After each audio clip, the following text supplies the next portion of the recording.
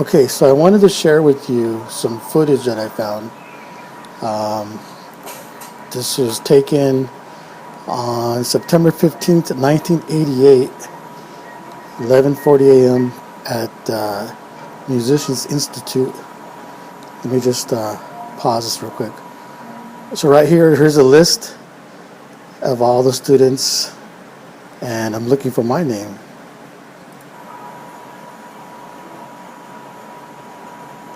Now, I kind of did it. There I am. Can't really see it.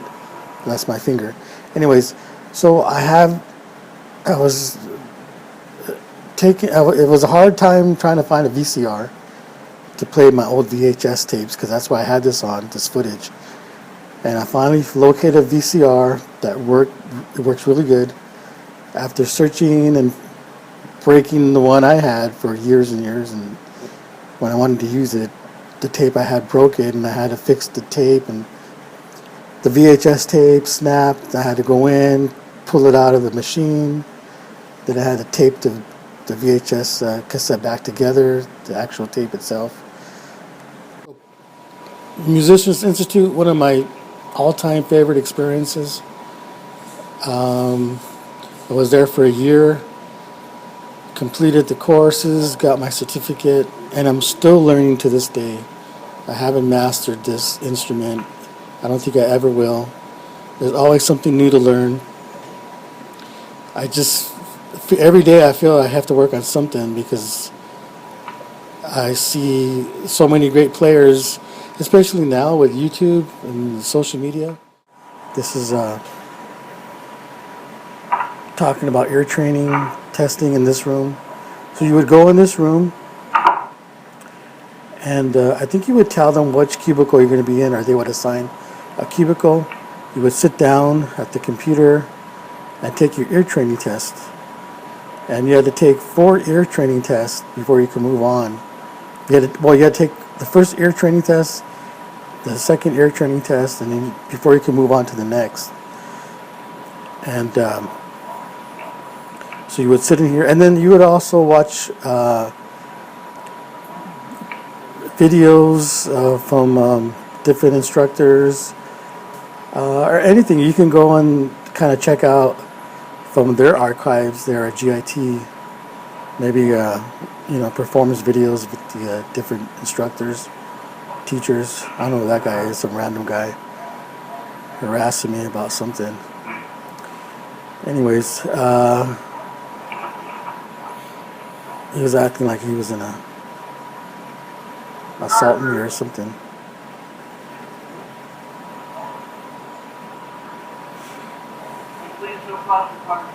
Obviously he works there, so we're still walking through the same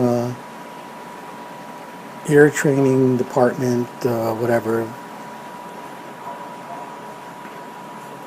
Excuse the camera work. I'm not really a cameraman. Remember, this was filmed in 1988. How many years is that ago? Like 30 plus years? That's crazy.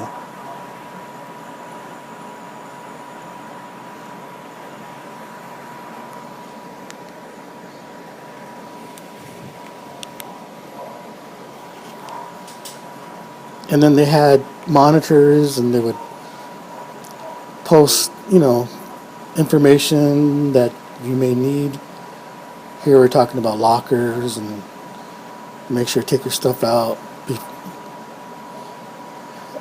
They would post things up there, who was coming to visit, who was doing a seminar, if classes were canceled, anything that may be important to the student. Looking outside. Now, so this is a open counseling room, and here we pause this.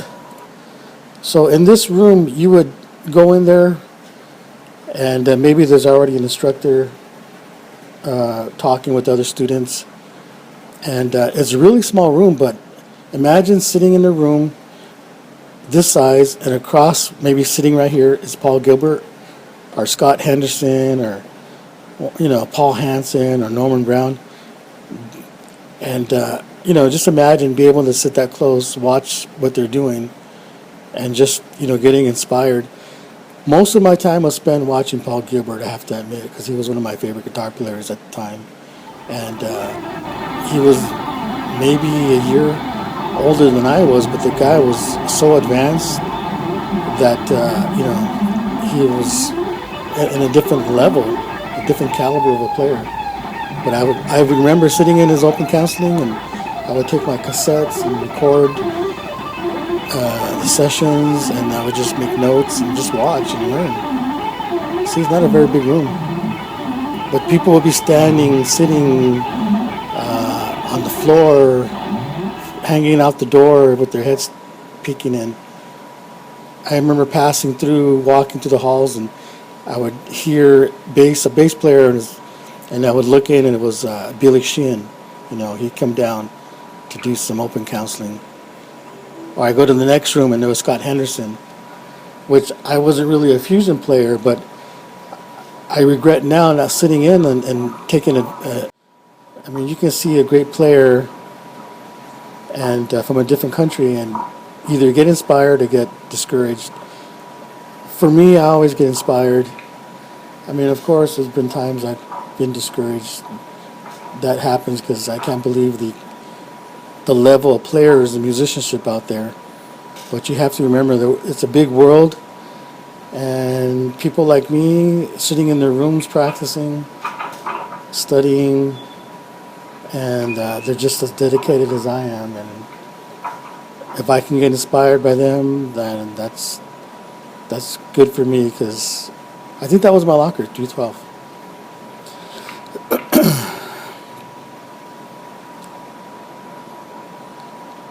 That was a glimpse of me, and you can see my reflection in the window. That red light is the video camera. So I remember going into these rooms and studying. The teacher would be, for example, Ross Bolton. That guy passed away, so rest in peace, Ross Bolton. What was the other guy's name? Some blonde-haired guy. Art Renshaw, I think. I don't remember what they taught, but I remember the classes were like, oh shoot, you don't want that. The classes were like sight reading, single string technique, things like that. I gotta edit this out. And then you would do you would get up here and perform. A lot of chairs. More monitors. Somebody in there practicing.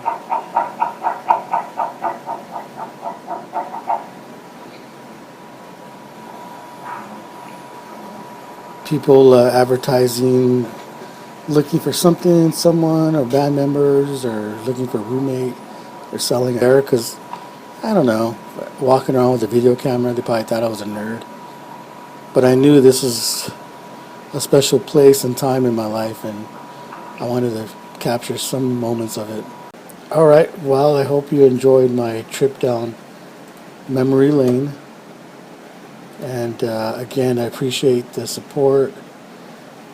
Thanks for watching the videos. Thanks for subscribing.